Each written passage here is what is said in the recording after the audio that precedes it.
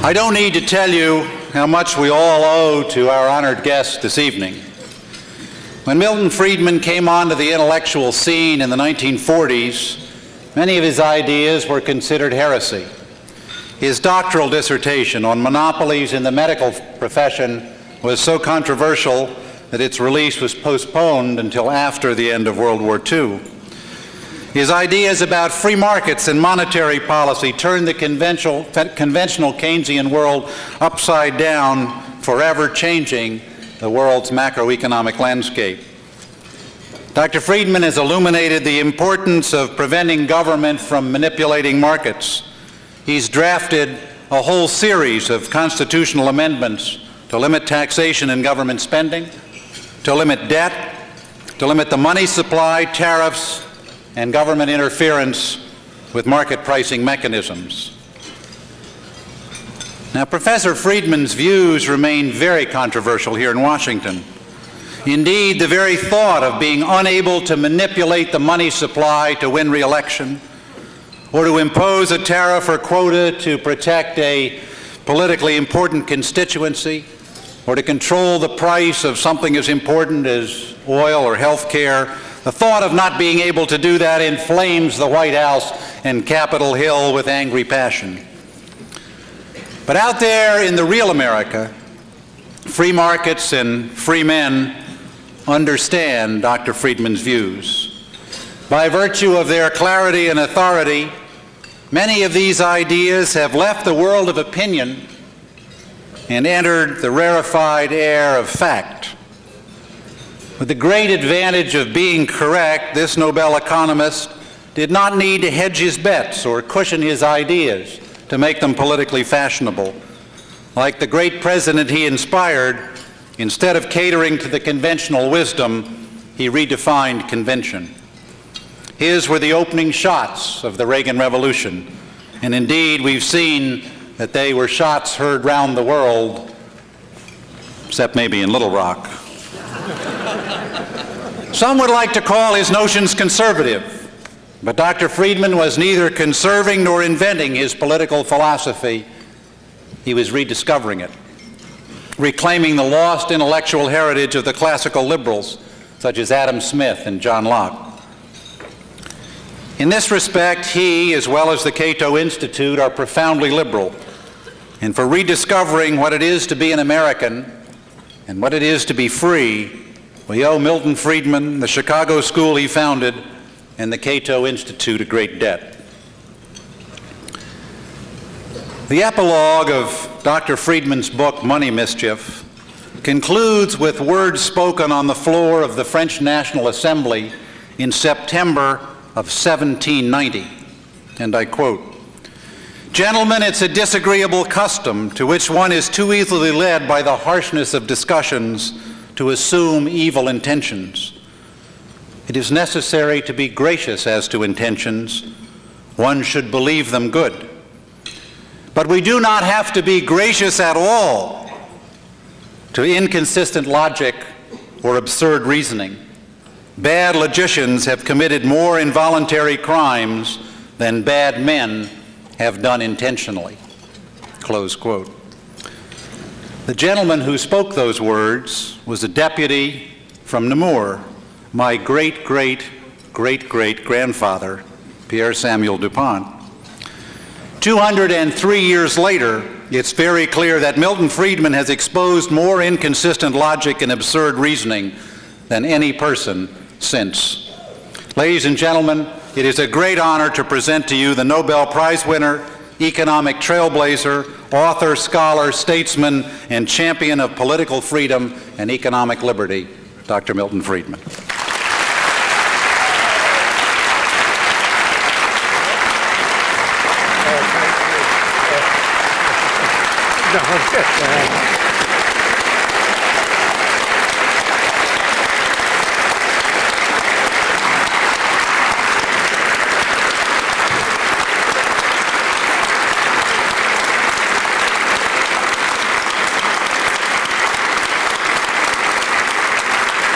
Thank you. Thank you very much for that. You embarrassed me. It's a great honor for me to be introduced by Pete DuPont, who has kept alive that tradition, which is, I don't know how many, great to the cubed or fourths, great to the fourth power grandfather, enunciated during the revolution in France. He is one of the few politicians in this country who has consistently stuck to principle and has not modified his principle with one of those buts that everybody has, who believes everything you say but. And I am delighted also to be here on the occasion of the establishment of the Cato building, since I thought it was inadvisable to build the building.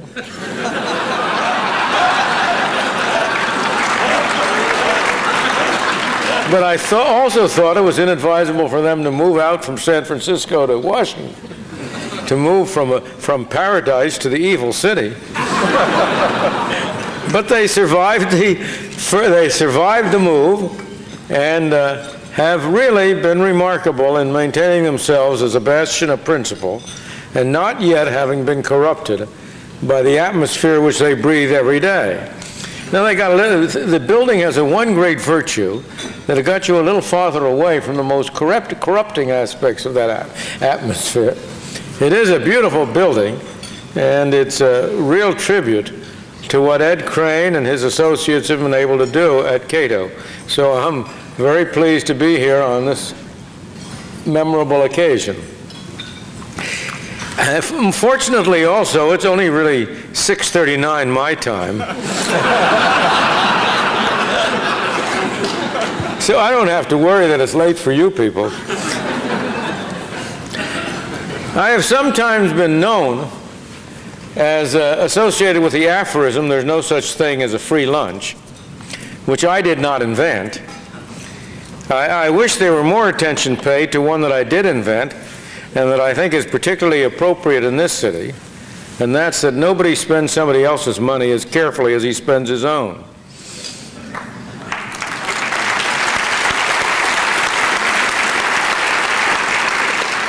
But all such aphorisms are half-truths. One of our favorite family pursuits, as we've driven from one place to the other or done something else that you have to have something to keep you occupied with, is to try to find the opposites of aphorisms. It's not hard for most of them. For example, consider history never repeats itself, and there's nothing new under the sun. Which half do you want to believe? Or, look before you leap, but he who hesitates is lost. So every aphorism, or almost every aphorism, has its opposite. And that includes free lunch. And the opposite is clear. There's no such thing as a free lunch. The best things in life are free. Now, the best things in life are free, that aphorism was invented by a popular songwriter in the middle 20s. And the example he gave was love. Love can come to anyone, and the best things in life are free. And I'm not sure these days even most people would regard love as a free good. But the reason I bring that up is because in the real world, in the world of reality, in the economic world, there is a free lunch. There has been a free lunch, an extraordinary free lunch. And that free lunch has been free markets and private property. If you consider what explains, why is it that on one side of an arbitrary line there was East Germany before communism fell, on the other side there was West Germany? What explained why West Germany had such a different level than East Germany? It was a free lunch. It was the fact that they had a system of largely private markets, largely free markets. Same thing goes for Hong Kong and mainland China. The same thing goes for the development of the United States and of Great Britain and of all Western countries. none of us have grown and prospered, or very few of us. There may be a few examples, but very few of us of these episodes of growth and prosperity have derived from some deliberate government messing in and seeing to it that things improved. But they've been a free lunch provided by a set of institutions which are invisible, which, as Friedrich Hayek would always say, are a product of human creation, but not of human planning, not of human intention. And now, the reason I bring this up now is because it seems to me we in the United States at the moment have available to us, if we will take it, about as close a thing to a free lunch as you can have. It's a funny thing. After the fall of communism, everybody in the world agreed that socialism was a failure. Everybody in the world, more or less, agreed that capitalism was a success. And every capitalist country in the world apparently deduced from that that what the West needed was more socialism.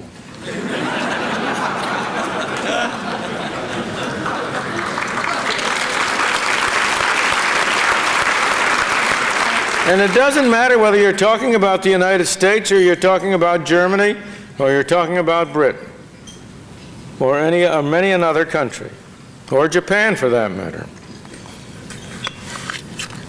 But that's obviously absurd.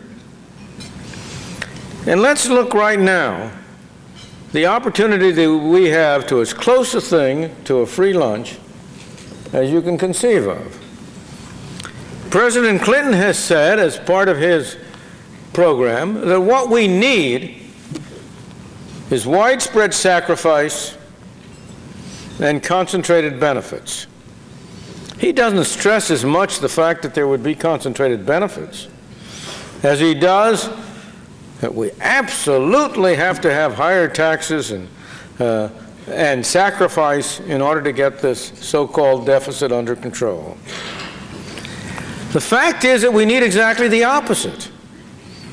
What we need and what we can have, and what is the nearest thing to a free lunch, is widespread benefits and concentrated sacrifice.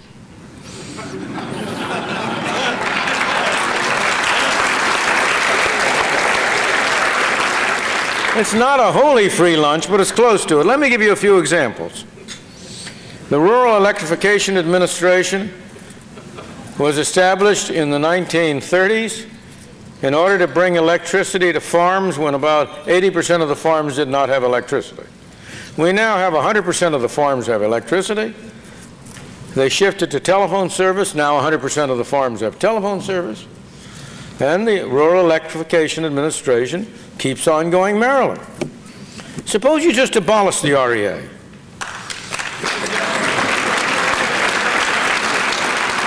All it's doing is making low interest rate loans to concentrated interest, mostly to so-called public utilities, the electric telephone companies.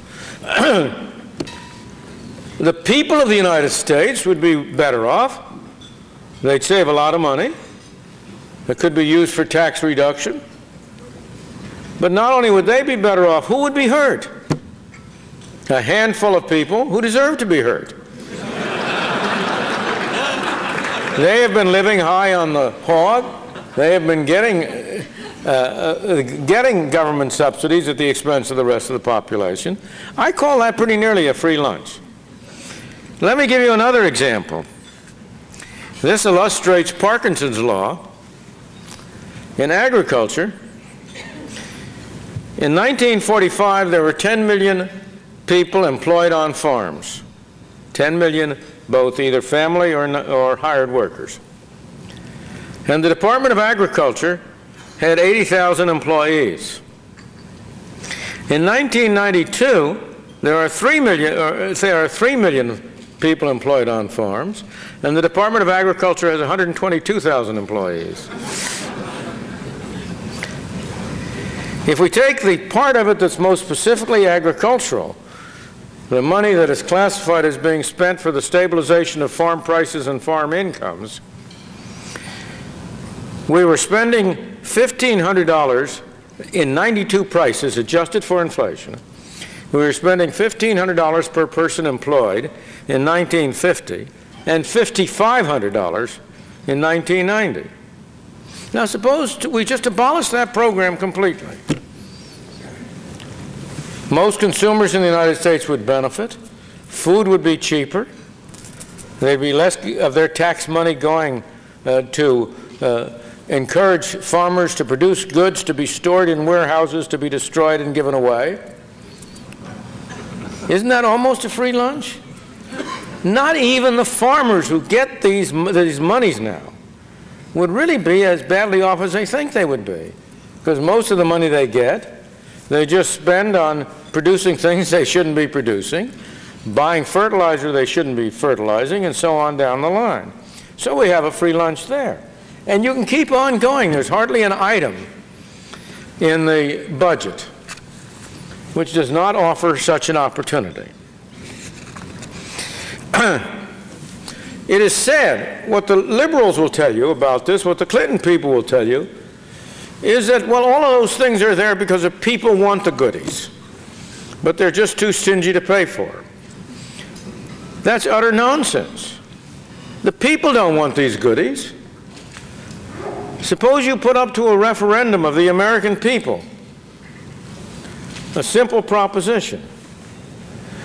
You buy sugar, and you have two choices. We can set up things so you buy sugar that is produced out of beets grown on American farms, and cane sugar in American farms, and so on. Or you can get the sugar from El Salvador or Philippines or somewhere else. Now, of course, if you insist on having homegrown sugar, it'll be twice as expensive or 3 times as expensive as if you have sugar from abroad. Suppose you had a referendum on that. Do you think you'd get an overwhelming vote to have the higher price sugar and not the lower price sugar? Nonsense. The people don't want that. A very small group of special interest, a selected group, that concentrated benefit group want it, and the people never hear from it. The people never have a chance to express their will. We are not governed by the people. That's a myth that carries over from Abraham Lincoln's day. We don't have government of the people, by the people, for the people. We have government of the people, by the bureaucrats, for the bureaucrats.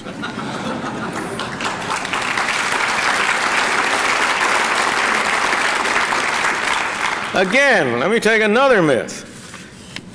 President Clinton says that he's the agent of change.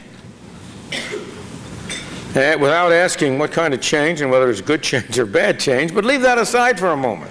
That simply is, in the economic area for the moment, that's false. And the reason why he gets away with it is because of the great mistake of talking about the 12 Reagan-Bush years as if they were one period. They weren't.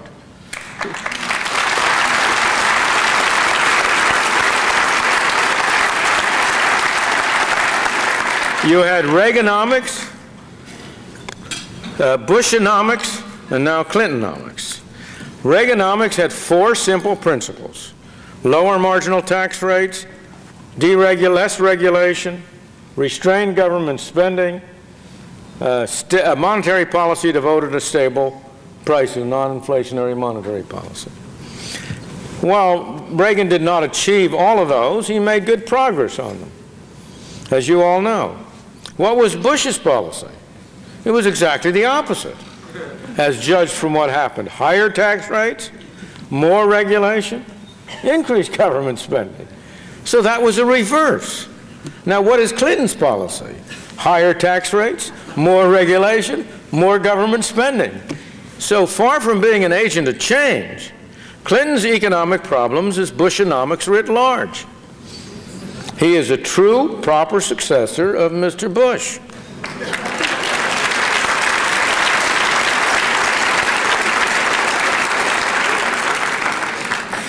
We know what the results of reverse Reaganomics were. I hope we don't see the results of Bushonomics writ large. On a more fundamental level, if we get below this immediate surface, our present problems, both economic and non-economic, arise mainly from the drastic change that has occurred in my lifetime and in the lifetime of many of you here about the relative importance of two markets, two different markets, for determining who gets what, when, where, and how. We have two such markets. We have the economic market operating under the incentive of profit. And we have the political market operating under the incentive of power. And what has happened in my lifetime was that the relative importance of the economic market has declined in terms of the fraction of the country's resources that it is able to use. And the importance of the government market, of the political market, has greatly expanded. To summarize, but I want to go on at a little greater length, but to say in advance, what we have been doing in my lifetime is to be starving the market that has been working and to be feeding the market that has been failing. And that's essentially the story of the last 50, 60 years. The world was very different when Rose and I were growing up. We are in the process of trying to write our memoirs, and that has led us to go back and think and relive our youth. And we are struck enormously by how different the world is. We are far wealthier today than we were then, but we are less free, and we are less secure. Economically, we've done enormously well. In terms of the kind of society we live in, we've done very, very badly. Let me suggest, just show the what's happened to the relative importance of these two markets. I graduated from high school in 1928, a long, long time ago. When I graduated from high school, total government spending in the United States at all levels, federal, state, and local, was a little over 10% of the national income, about 11, 12% of the national income. 2/3 of that was local. Federal government spending was about 3% of the national income. And that's roughly what it had been since the Constitution was adopted a century and a half earlier, except for periods of major war. Half of that went for the Army and Navy. Local government spending was something like 7, 8, 9, local, state and local, and half of that was going for schools and roads. Now, today, total government spending at all levels is 43% of the national income, and 2/3 of that is federal, 1/3 state and local. The federal portion is 30% of national income about, or 10 times as much as it was when I was graduated from high school. And that statement, that figure understates the fraction of the resources that is being absorbed by the political market. Because in addition to government spending, government mandates a great many expenditures on all of us, which government never used to do. From the simple thing of having requiring you to pay for anti-pollution devices on your automobiles, to the clean air bill, to the aid for disability. You can go down the line. If you add in the costs imposed on the private economy, that essentially the private economy is an agent of the federal government. Everybody in this room was working for the federal government about a month ago, filling out income tax returns. Why shouldn't you have gotten paid for being tax collectors for the federal government? But that's a use of your resources. So I would say that at least 50% of the total resources of our nation, total productive resources, are now being organized through the political market. In that sense, in a very important sense, we are more than half socialist. So much for the input. What about the output? Consider the private market first. And there has been an absolutely tremendous increase in our living standards, almost entirely due to the private market. I had a gentleman whom I don't really know, but by the name of E.B. Lee, graduated from the Harvard class of 1934. And at the 55th reunion of Harvard in 1989, he read a little piece entitled As We Were. And I want to read that part of it, which deals with the physical conditions, because it brings it out better than I can any other way. And here's what he wrote. We were before frozen foods, computers, radars, credit cards, and ballpoint pens. For us, time-sharing meant togetherness. A chip was a piece of wood. Hardware meant hammer and nails. And software was what you slept in during the hot weather. We were also before ice makers, dishwashers, clothes dryers, electric blankets, and disposable diapers. When we were in college, it was a privilege to go. Pizza, Cheerios, frozen orange juice, and instant coffee were unheard of. Aids were acts of charity or breath mints. In our day, grass was mowed, smoking was fashionable, pot was something you cooked in, and fast food was what you ate during Lent.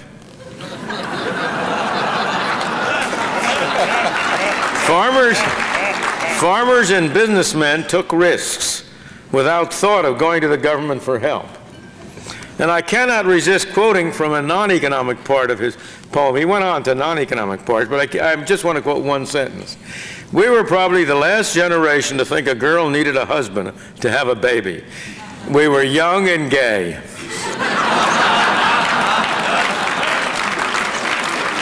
Speaking for myself, I would say that radio was in its early stages. Television was a futuristic dream. Airplanes were all propeller-driven. A trip to New York from where my family lived 20 miles away in New Jersey was a great event, and I never was west of the Delaware River until I went to graduate school at the age of 20. Truly a revolution has occurred in our material standard of living, and a revolution that has occurred almost entirely through the private economic market. Government's contribution was essential, but not costly. Its contribution, which it's not making nearly as well as it did in an earlier time, was to protect private property rights, to provide a mechanism for adjudicating disputes. Beyond that, you have to recognize that there were some spin-offs from wartime research that private industry was able to use. But certainly the overwhelming bulk of what I've described as a revolution in our standard of life came entirely through the private market. Now, in sharp contrast, look at what the output of results of the greatly expanded role of government has produced. Whereas the private market produced a higher standard of living, the expanded government market produced mainly problems.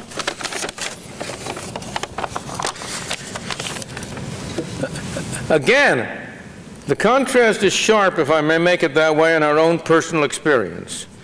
Both Rose and I came from families with very low incomes, incomes that by today's standards would be well below the so-called poverty line. But we both went to government schools. We both thought we got a good education. Families in our condition, at our families today, who had an income corresponding to what we had then, would likely be much less fortunate. Their children would have a much harder time getting a decent education. As children, we were able to walk to school and we weren't afraid of being mugged. And we can walk in the streets almost everywhere. An interesting contrast is that in the depths of the Depression, the 1930s, when the number of truly disadvantaged people in great trouble, was far greater than it is today. There was nothing like the current concern over personal safety. And there were very few homeless beggars littering the streets. What you had on the streets were people trying to sell apples. There was a sense of self-reliance at that time, which is, if it hasn't disappeared, it's much less prevalent. In 1934, I was a graduate student at Columbia University, and we thought nothing of walking across Morningside Park down to Harlem and going to the entertainment places in Harlem. There was no, the subways were safe. They weren't, there was no graffiti, there was no danger of being mugged. It was a different world. Moreover, you could even find an apartment to rent. When we moved to New York, after we got married and moved to New York in 1938, to get an apartment, we looked in the apartments available column of the newspapers, took a half a dozen that we wanted to look at, looked at them, rented one. People used to give up their apartments in the summer, in the spring, go away for the summer, and come back in the autumn to find a new apartment. It was called the moving season.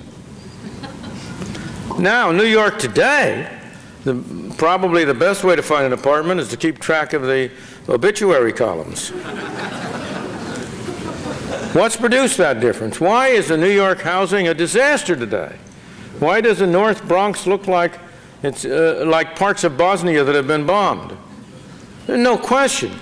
It's not because of the private market, it's because of rent control, and it's because of government activity. Again,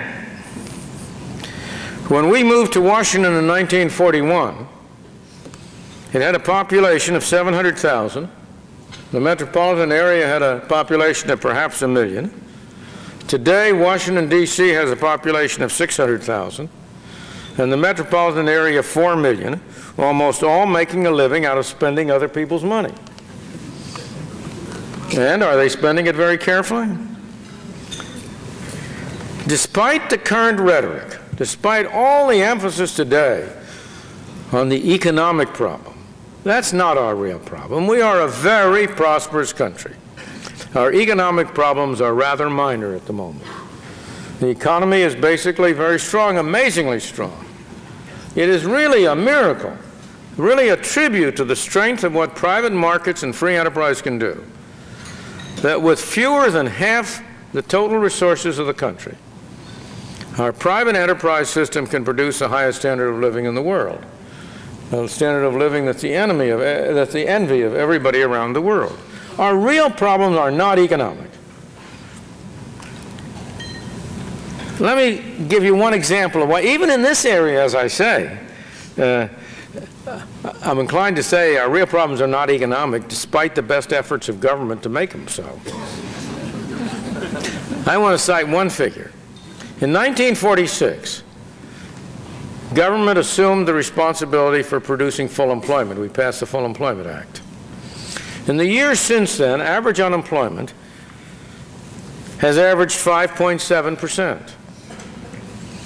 In the years 1929, when government didn't make any pretense of having anything to do with unemployment, unemployment averaged 4.6%. So, our unemployment problem, too, is largely a government-created problem. But nonetheless, the economic problems are not the real problems. Our major problems are social: deteriorating education, lawlessness and crime, homelessness, which is a misnomer. It's the littering of the streets with people who are mentally ill, who are beggars or loiterers.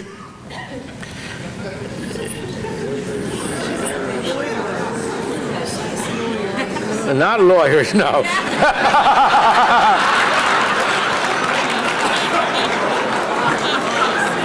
I said loiterers. Too bad. Too bad. I may say that in 1933 or 4, at the depths of the Depression, you couldn't walk down a street and find somebody, as we do in San Francisco all the time, who was sitting there with a sign, "Please contribute so I can get a shot for my cat." At any rate, the collapse of family values, the crisis in medical care, teenage pregnancies, every single one of these have all been either produced by or exacerbated by the well-intentioned efforts of government. I don't need to demonstrate that to the Cato audience.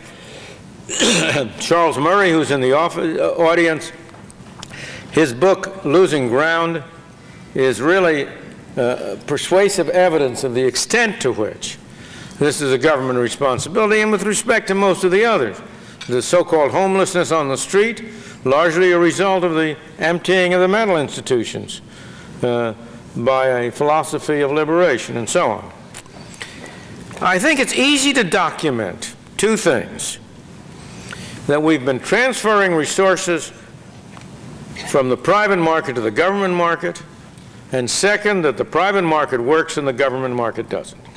What's hard to do, much harder, is to understand why we've done that. Why is it that supposedly intelligent people, well-intentioned people, have produced results like that? One of the answers we all used to give and are all tempted to give, and which is certainly part of the answer, is the power of special interests. The fact that the 3% of the population who are in agriculture are widely distributed among some key states, and therefore they get a political power out of all proportion to their influence. You have the people who come to urge tariffs. The customers who will be hurt don't come and testify against them. They don't know they would be hurt. And moreover, each one would be hurt a little. It doesn't pay them to go and testify, and so on. That argument has been made many times, and we're all aware of it, the power of special interests. But I think there's a much more fundamental answer, which is more extensive, more basic. And that has to do with the difference between the self-interest of individuals when they are engaged in the private market and the self-interest of individuals when they are engaged in the government sector. If you're engaged in a venture in the private market and you undertake a project and it is a failure, the only way you can keep it going is to dig into your own pocket. And so you have a strong incentive to shut it down. On the other hand, suppose you start exactly the same enterprise in the government sector with exactly the same prospects of success or failure. And if it then fails, you have a much better alternative. You can always say, oh, we know this we really should have done this on a bigger scale. It wasn't on a big enough scale. And you don't have to dig into your own pocket. You have a much deeper pocket to dig in, namely that of the taxpayer. And in perfectly good conscience, not being dishonest or anything, you can try to persuade, and typically succeed in persuading,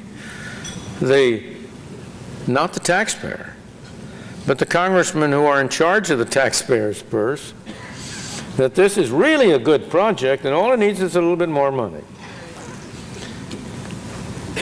And so, to coin another aphorism, if a private venture fails, it's closed down. If a government venture fails, it's expanded. And I challenge you to find any exceptions.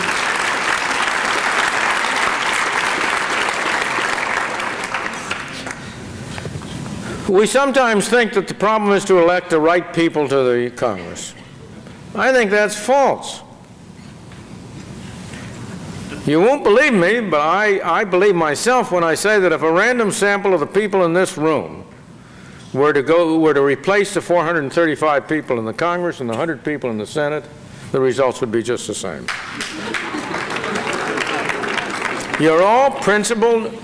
That would include me too. I'm not leaving myself out of that. Because where people stand depend on where they sit. It's an old aphorism, and it's true. And the people in the Congress, in the Senate, are fine, decent people. They want to do good. It isn't that they're deliberately engaging in activities that they know will do harm. It is that they are immersed in an environment in which all the pressures are in one direction and one direction only. There are a few exceptions. Dick Armey is one. And there are a number of others. But people don't do bad things for bad motives.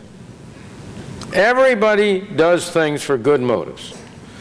But here, the Congress are besieged day by day with people urging them to do good. And it's very hard for them to avoid that. And what you find, and there have been some recent studies that demonstrate that, is that most of the pressure for more spending comes from the government itself. It's a self-generating monstrosity. And the only way, in my opinion, you will change it is by changing the incentives that the people in Congress have under which they operate, changing what is in their self-interest to do.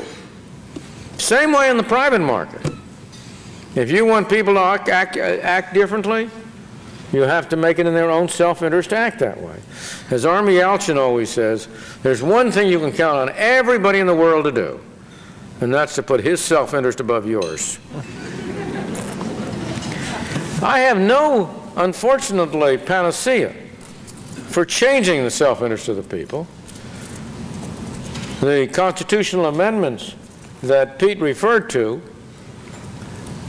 would be fine. That's fine. I'm all in favor of them, but you're not going to get them. There's no mechanism whereby you're, at the moment, going to be able to achieve anything like that.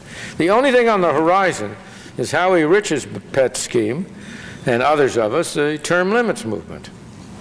A 6-year term limit for representatives would change drastically the incentives under which they operate. I'm afraid we'd lose Dick, but we'd gain even more.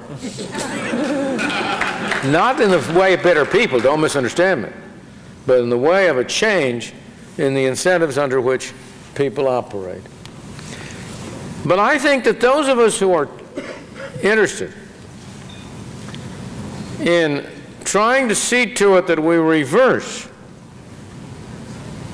the allocation of our resources, that we shift more and more of our resources to the private market and reduce and have less and less resources in the government market, must turn our attention away from the immediate sort of direct action of electing the right people. At one point we thought electing the right president would do it. We did it and it didn't.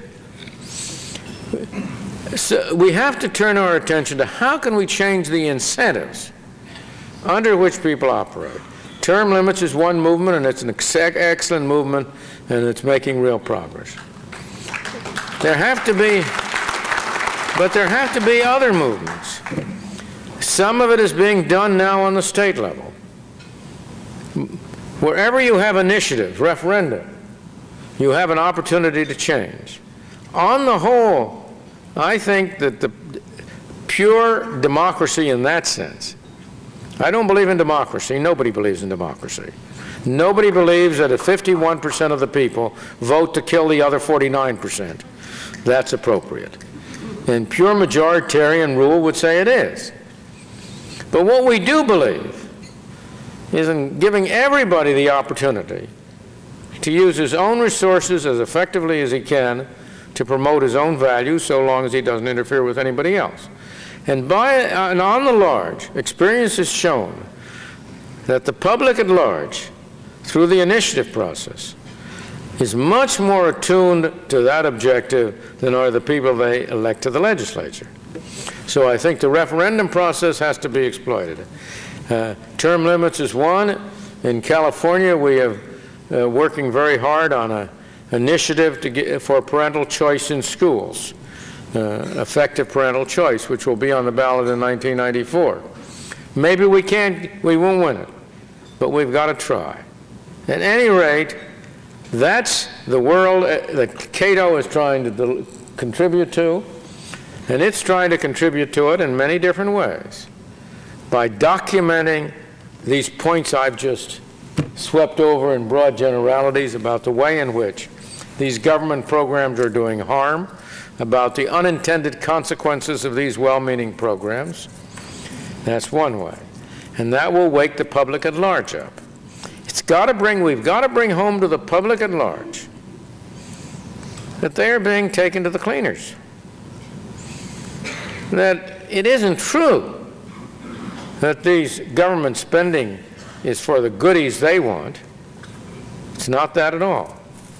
And as they become aware of that, as public opinion changes, you will eventually, maybe, will be able to get more institutional changes which will establish the appropriate incentives. Let me close by telling one more story that your Hayek business reminds me of. This has to do with what changed Britain when Thatcher came in.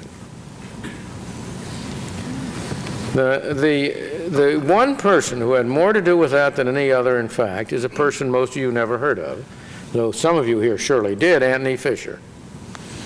Anthony Fisher was an air fighter, a fighter in the Air Force, fighter pilot in the Air Force during World War II, who somehow or other happened to get hold of Friedrich Hayek's book Road to Serfdom in 1944, just after it came out, who was persuaded by it and decided after the war that he wanted to do something that would promote a free society. And so he went to see Fritz Hayek at the London School of Economics, and he told him he was thinking of getting elected to Parliament in order to try to influence matters. And Fritz told him, it won't do any good getting elected to Parliament. You'll just be one vote there. You'll be like all the rest.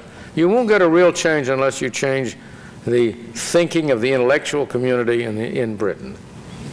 That's what you've got to do. So Tony went away, and he started a business. He looked around. He wanted to go into agriculture in some way, and he wanted to find an agricultural enterprise that government didn't control. And the only thing he could find that government wasn't controlling was chickens. As it happens, there was a revolution in the production of chickens in the United States at that time. He came over to the United States, learned about that, went back and started it in Britain, and was an enormous success. He finally built up a large public company that was sold. But with some of his first earnings, he started the Institute of Economic Affairs, a free market think tank in London. He hired Ralph Harris, now Lord Harris, Arthur Sheldon, now Sir Arthur Sheldon, to run it. And the Institute of Economic Affairs in turn changed the intellectual climate of Britain, changed the attitudes and values of Margaret Thatcher, and without the Institute of Economic Affairs, you never would have had the Thatcher Revolution. That's a good example for Cato of what a think tank can, under the best of circumstances, accomplish. Thank you very much.